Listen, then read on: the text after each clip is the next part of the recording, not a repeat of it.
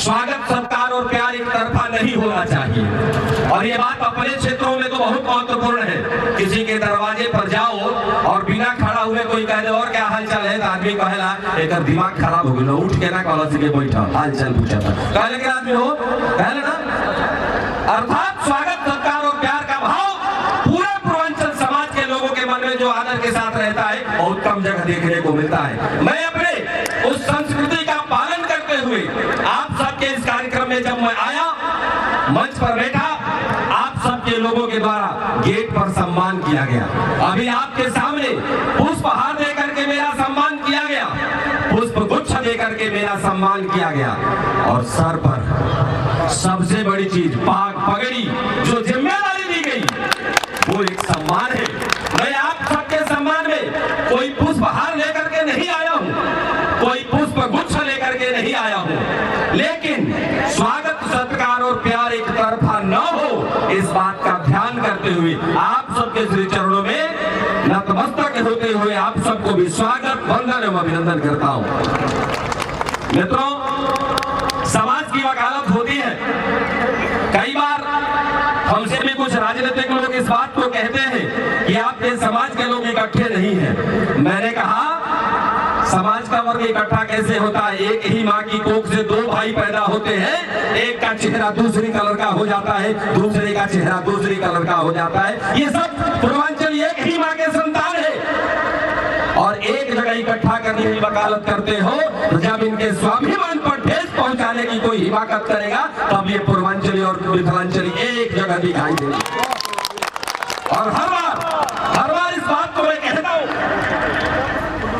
कि पूर्वांचलियों ने हरियाणा के आर्थिक विकास में 1000 किलोमीटर, 1500 और 2000 किलोमीटर अपनी बूढ़ी माँ और बाप को छोड़ करके अपने पेट को पालने के लिए हरियाणा में आकर के काम किया है। हरियाणा में काम करके हरियाणा के आर्थिक इतिहास को मजबूत बनाने में अपनी भूमिका निभाई है, लेकिन अपने सम्मान नहीं गंवाया। अपनी संस्कृति के लिए ऐसे श्रेष्ठ कार्यक्रमों का आयोजन करके यह बताने का भी काम करता है कि पूर्वांचली समाज, मिथिलांचली समाज अपने संस्कार और संस्कृति से कदापि बाहर नहीं है। स्वाभिमान के साथ आप जीवन जीने वाले आदमी हो। हर आदमी को पता है कि ये पूर्वांचली जहां खड़ा होता है, ये मिथिलांचली जहां खड़ा होता है, अर्थात जिसके घर में जिउतिया व्रत होता है वो पूर्वांचली है, जिसके घर में छठ पूजा होता है वो पूर्वांचली है, जिसके मां अपने बेटी की विदाई पर अपने बेटे के चेहरे को देखकर रोती है वो पूर्वांचली है। इसके सम्मान के साथ कभी कोई खिलवाड़ करने का प्रयास करेगा ये कदापि बर्दाश्त नहीं होगा। ये मैसेज आप सब ऐसे आयोजनों के माध्यम से दे सकते हैं सार्वजनिक रूप से। कई बार मेरे से लोग कहते हैं कि अमरेंद्र जी आप अक्सर कहते रहते हैं कि 36 बिरादरी एक 37वीं बिरादरी है। मैं कहता हूं, मेरे से लोगों ने कहा कि आप ये कहते हो तो आपका राजनीतिक नुकसान हो जाएगा।